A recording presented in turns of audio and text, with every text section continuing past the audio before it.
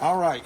The first thing I'm gonna do is I'm gonna do a light engine degreasing on this engine.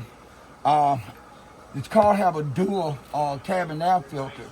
So what I did is I took the plastic bag and I covered the whole air filters up and the little lines that's underneath the bottom of the air filter.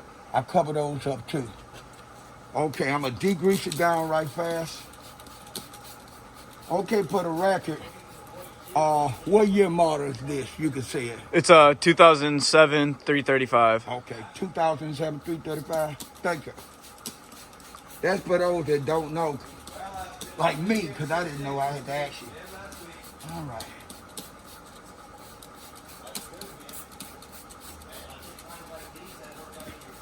Your engine compartment ain't that bad for the year of your car.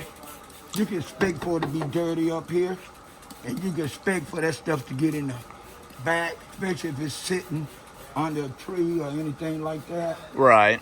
But overall, it's not what you call greasy as hell, like you got a lot of oil leaks, be it seals or whatever. You don't have those kind of leaks. Sweet. Love to hear it. Get your step back a little bit.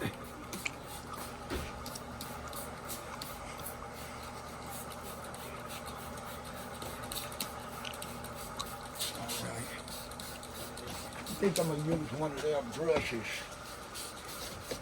down here. And then I'm gonna use my own detail brush up top there. But I'm gonna use this for this. These brushes here ain't that strong. That's why I won't use it up top. I like doing motors. Matter of fact, I love prepping cars. I could stay in here if I got time. I could prep a car, and when I get out of the wash bay area, some of the cars, if it's the color of your car white, if I prep it good enough, I don't have to do a lot of buffing.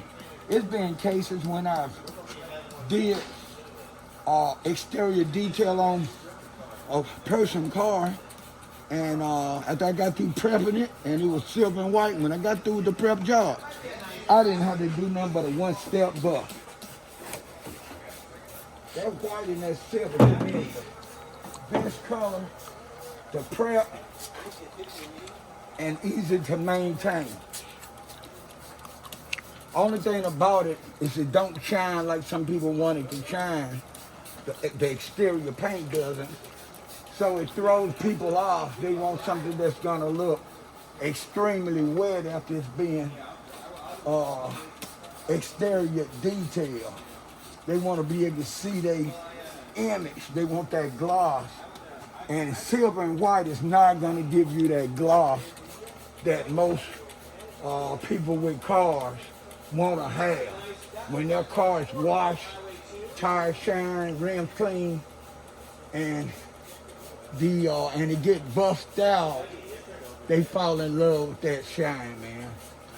And because they fall in love with that shine, the white and silver don't do it for them.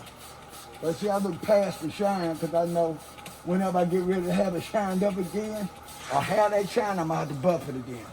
I've owned dark cars, and detailing other people's cars 7 days a week had me having very little time to keep my own car clean. Washing back was one thing, but when you start talking about buffing, people that knew me, that knew I had skills on the buffer, they saw me out in one of my cars and I just washed it and I done buffed the paint out, they would be like, damn, EJ, you slipping, man. How can you represent like that and your car ain't got that mirror shine? So I got to the point to where I didn't drive my dark cars that much unless I actually had time to buff them out real nice. I really drive a different color car just to keep from having people question me on why I'm not doing my own car. You know, telling them, hey, I'm busy doing people's cars like yours is not enough. They feel like regardless, you're supposed to have a clean, shiny car when it's dark because you representing. Okay, I'm gonna get ready to rinse this off in a minute. And then I'm gonna do one rim and a quick clay bar. I'm only gonna clay bar the head for the sakes of the recording. After that, I'm gonna clay bar the whole car. But I can't tie this young man time up all day because he's at work and I'm at work to do multitasking. Okay, you gonna want to step back a little bit. Keep going. After we get through the motor, then we can stop, and then we'll go to the rim and then the clay bar. All right.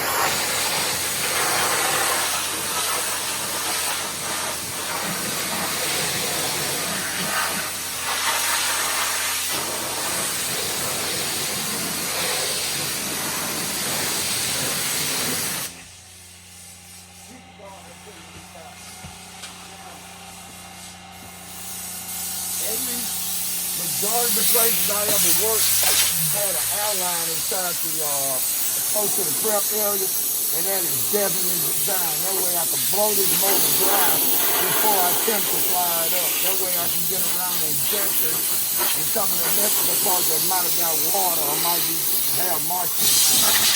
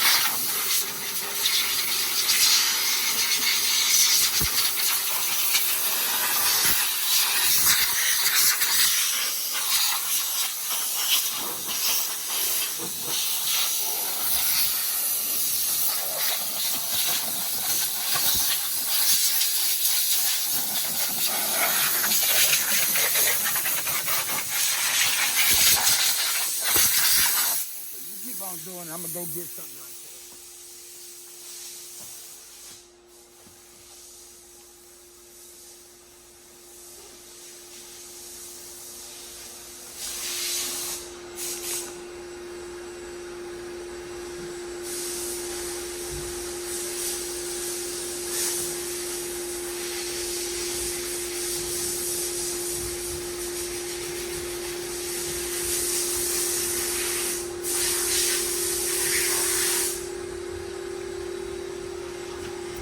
He's gonna give you a little light gloss.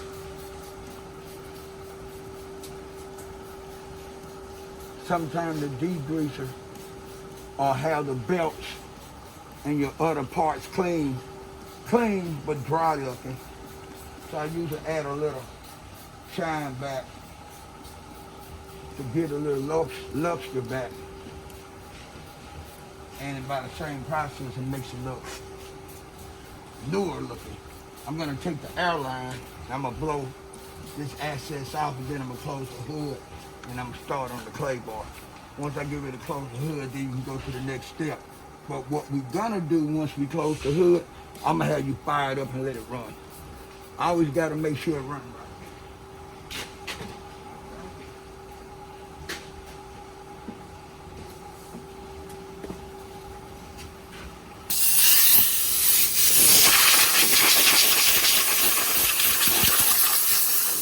I think this out knob will suck.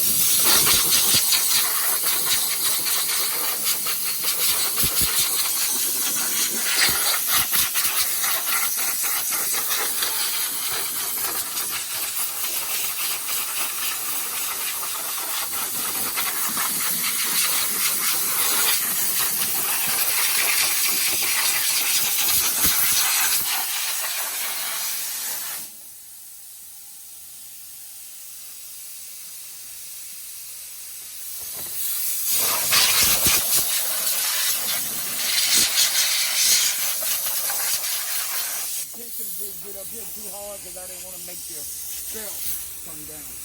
All right. You can start recording.